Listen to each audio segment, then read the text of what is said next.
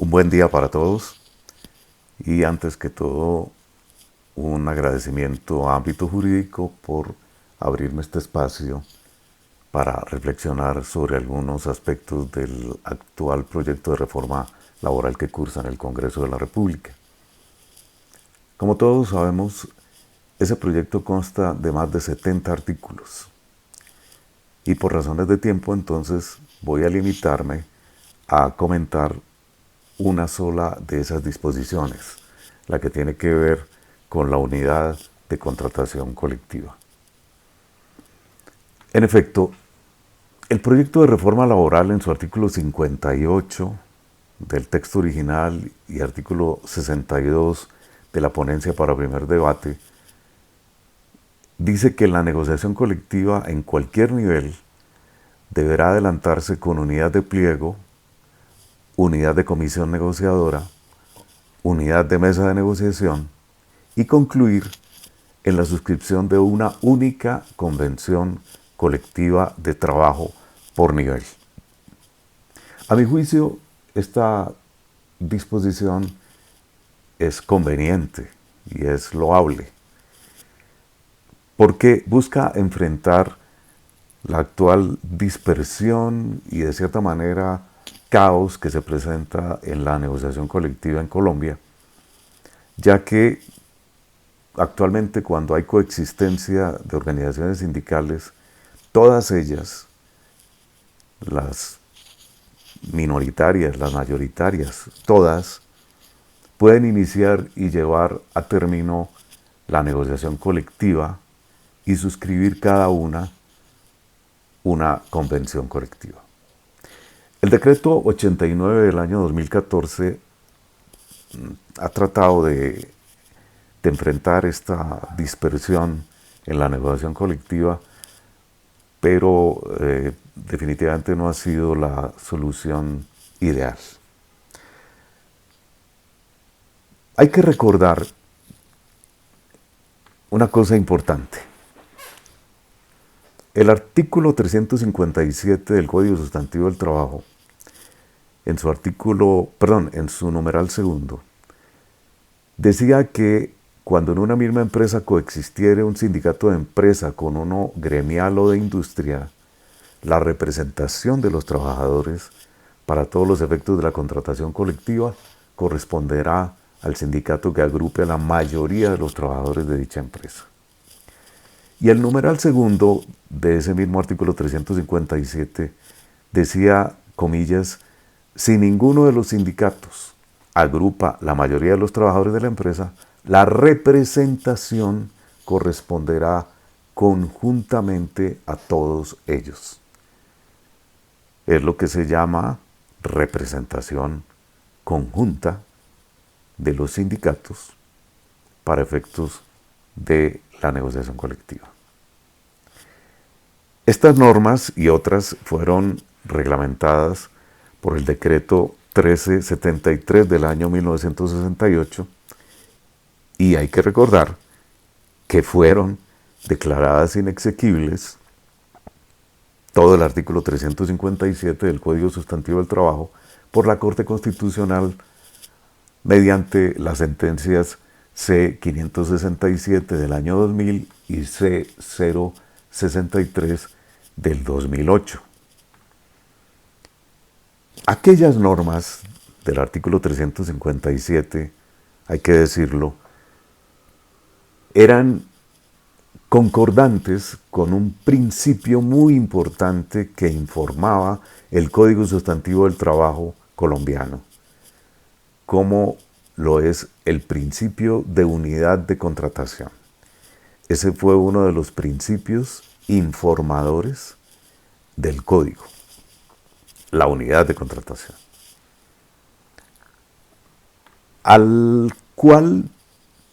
confluían o apuntaban otras disposiciones dentro del mismo código, como por ejemplo el numeral primero del mismo artículo 357 al que estoy refiriéndome, que estipulaba que en una misma empresa solo podía existir un sindicato de empresa. Pues bien,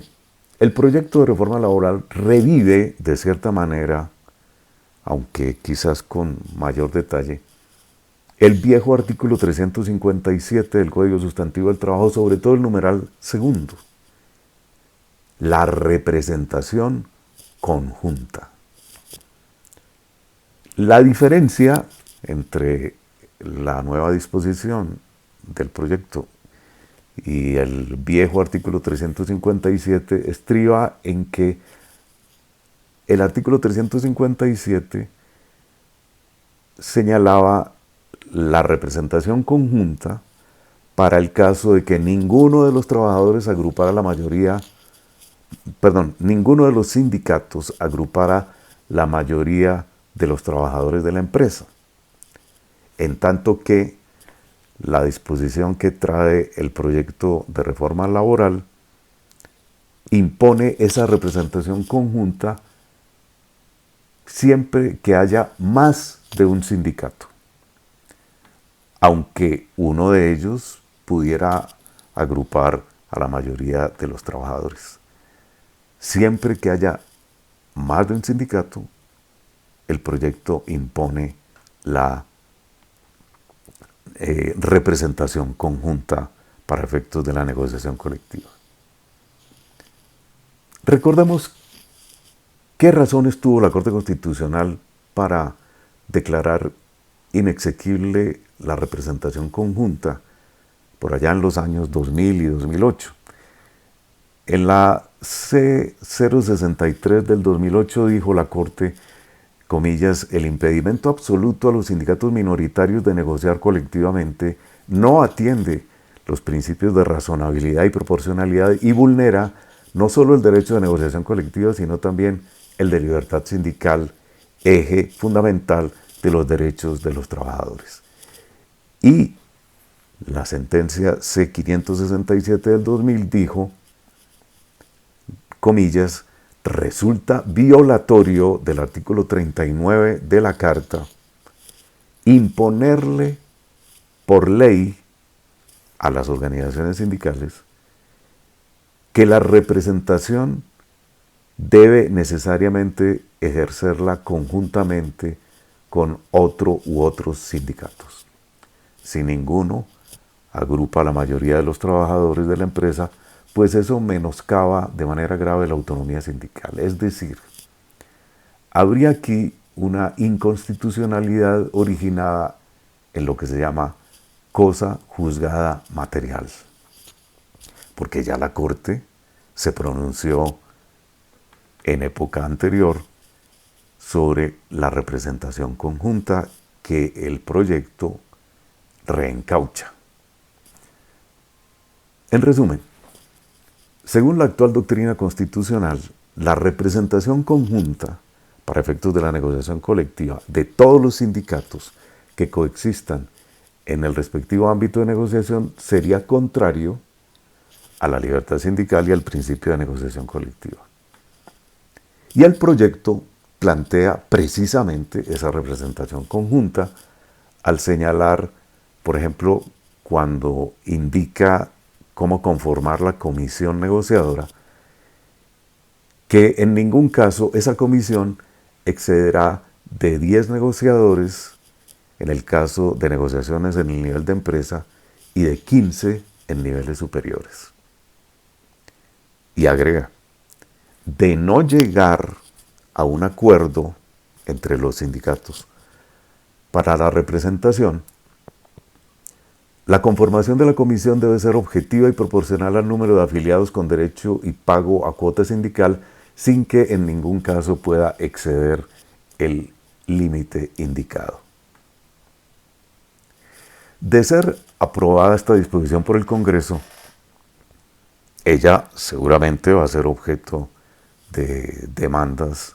de inconstitucionalidad y ante esas demandas la Corte Constitucional podría, a mi juicio, adoptar dos posturas alternativas. Una primera opción sería argumentar que hay cosa juzgada material y que la representación conjunta es inexequible, por lo cual declararía inconstitucional esa disposición. O bien, segunda opción, recurrir la Corte Constitucional a una doctrina que ella ha utilizado en otras ocasiones y en otros temas y materias, que se llama la doctrina de la Constitución viviente. Esta doctrina sostiene que la interpretación de la Constitución debe adaptarse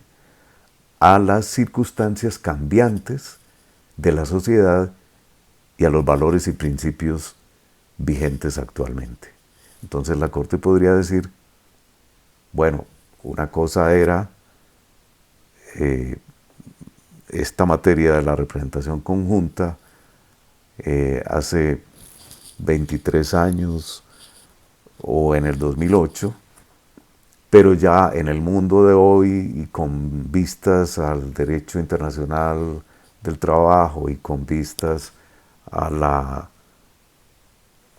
legislación comparada, esa representación conjunta sí se aviene, concuerda con la Constitución y en ese caso entonces declararía esa disposición como exequible. Quiero, para finalizar, dar un saludo afectuoso, reiterar mi saludo afectuoso a todos los presentes y reiterar también mi agradecimiento a Ámbito Jurídico por cursarme esta nueva invitación para reflexionar con ustedes acerca de la reforma laboral que actualmente cursa en el Congreso. Muchas gracias.